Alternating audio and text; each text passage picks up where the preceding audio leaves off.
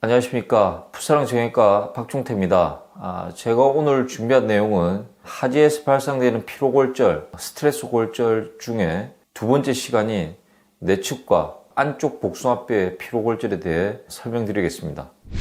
하지에 생기는 피로골절 중에 전체 1에서 4% 매우 작은 빈도에 속하는 안쪽 복숭아뼈, 내측과의 피로골절은 지금까지 보고된 게 전 세계 150개 이하의 아주 드문 피로골절입니다. 주로 아시다시피 피로골절은 뼈가 피로하다고 느낄 정도로 많이 쓰는 분들이 오죠. 대표적인 게 운동선수, 점프나 달리는 운동선수들이 주로 오고, 무용수, 아니면 군인. 피로골절이 오게 되면 증상은 일단은 좀 애매합니다. 처음에는 좀 활동할 때 멍하게 아프죠.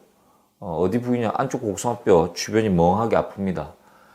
주로 걸을 때만 아프고 쉬면은 좀 나은 경향이 있고 관절에 물이 차는 경우도 있습니다. 이런 좀 애매한 증상으로 병원에 오시면 일단 저희들이 여쭤보죠. 얼마나 쓰시는 분인지, 하루에 운동은, 일은, 연습은 얼마나 하는지 여쭤보고, 어느 환경에서, 어떤 땅에서 운동하는지, 어떤 신발을 신는지 그런 걸 여쭤보고 단순 엑스레이 촬영을 하게 됩니다.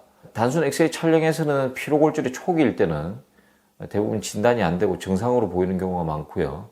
다만 이제 저희들이 의심하는 경우는 엑스레이 찍어서 전체적인 다리 축이 내반인지, 그러니까 O자 다리인지, 그 다음에 발목 자체가 약간 안쪽으로 말린 내반 변형이 있는지, 뒤꿈치가 내반 변형이 있는지, 그리고 이제 특별하게 과거에 많이 삐고 그래서 생기는 안쪽에 복숭아뼈 거골 내측에 골극 뼈가 자라가지고 내측과의 피로골절의 위험 요소가 있는지를 먼저 구분하게 되고, 당장 이제 쉽게 할 수 있는 검사 초음파를 해서 관절에 물이 찼는지 그런 정도는 이제 확인할 수 있습니다.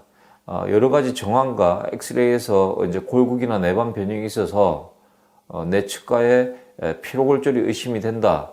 이리 되면은 조금 빠른 진단을 위해서는 과감하게 MRI를 권유하게 되어 있습니다.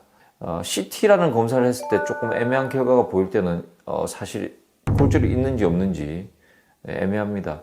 우선 MRI를 찍어서 피로골절이 있는지, 피로의 반응이 있는지를 보고요. 그게 해서 피로골절이 의심이 많이 된다, 피로골절이라 확인이 되면은 그 다음 치료를 결정하기 위해서, 수술 여부를 결정하기 위해서 CT 촬영을 하게 되어 있습니다. 증상을 일으킬 수 있는 게 피로골절만 있는지 아니면 피로골절과 감별해야 될 게 있는지를 보게 됩니다. 내측에 있는 거골체에 골연골 병변이 있는지, 아니면 내측 인대에 손상, 아니면은 주변에 이제 힘줄에 손상이 있는지를 감별을 하고 피로골절이 결정이 된다면, 진단으로 확진이 된다면 치료를 결정하게 됩니다. 치료는 일단 크게 나눠서 수술을 해야 될 것인가 안 해도 되는지를 결정해야 되는데, 일단은 성장이 덜 됐고 성장판이 열려 있다, 그리고 피로골절이 생각보다 빨리 진단이 됐다, 그리고 골절이 완벽하게 뼈를 전체적으로 통과하지 않는 불안정 골절이라면 긴 부츠, 방귀부수나 발목을 감아주는 부츠를 해서 체중 부하를 좀 조절하고, 발목을 위로 올리면서 부딪혀서 피로골절이 오는 경우가 많기 때문에 발목 올리는 걸 제한하기도 합니다. 그런 운동 제한을 상태에 따라서 4주에서 6주, 그러니까 한 달에서 한 달 반 정도 목발을 동반할지 말지를 상태를 보고 결정을 해서 서서히 운동 복귀하는 제한을 하게 되는데, 만일에 이거보다 이제 조금 더 진행된 골절이 있거나 아니면 과거에 골절이 있다가 재발이 됐던 경우나 비수술적 치료를 했는데 결과가 안 좋아서 계속 증상이 있는 경우, 그리고 이제 이전에 했다가 뼈가 안 붙은 경우, 이런 경우는 이제 수술을 하게 됩니다. 수술을 하게 되면은 나사나 금속판으로 고정을 하는 걸 어느 정도로 할지를 결정을 해야 되고요.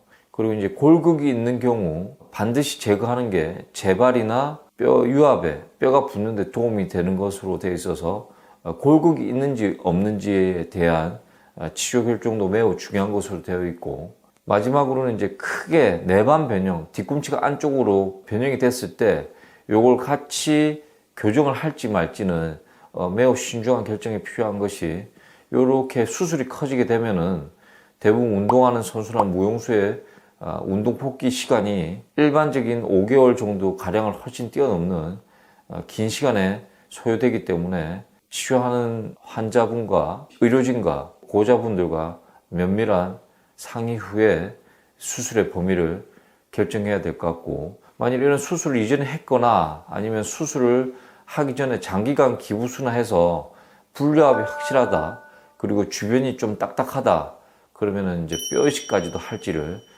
고민을 해서 결정해야 될 것 같습니다.